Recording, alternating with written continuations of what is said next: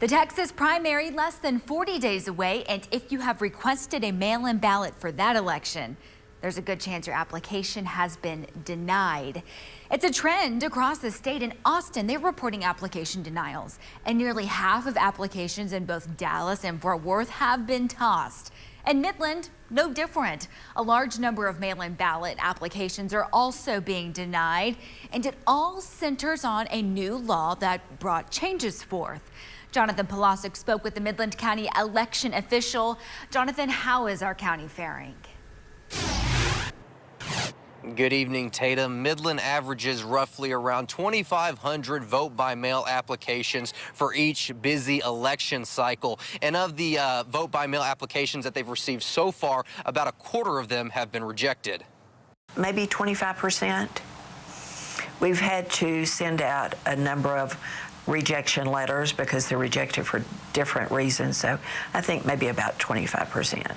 Change is hard, and Carolyn Graves explained it as best she could. Because of SB 1, there is now a new form for a mail-in ballot request. One of the new laws from SB 1 is that the driver's license or their personal identification number or the last 4 digits of their social needs to be on the application, because it will also need to be on the envelope that they return their ballot in. She says applications sometimes don't match registrations, and that's a problem. If it's not what we have on file, it will be rejected.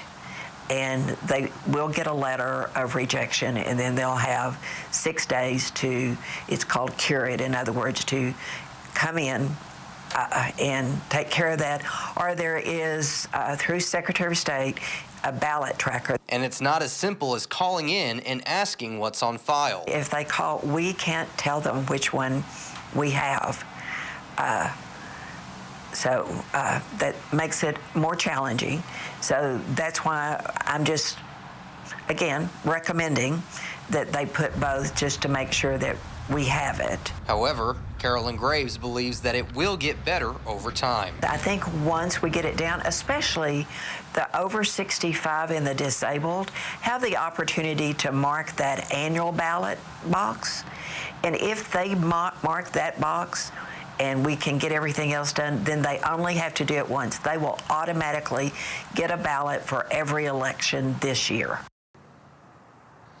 Now, Graves said that if you call, you can ask specific questions to help you with the application and to make sure it doesn't get rejected. You can ask specific questions such as, do you have my driver's license on file? Do you have my Social Security on file? They can say yes or no to that, but they can't give you those specific numbers over the phone.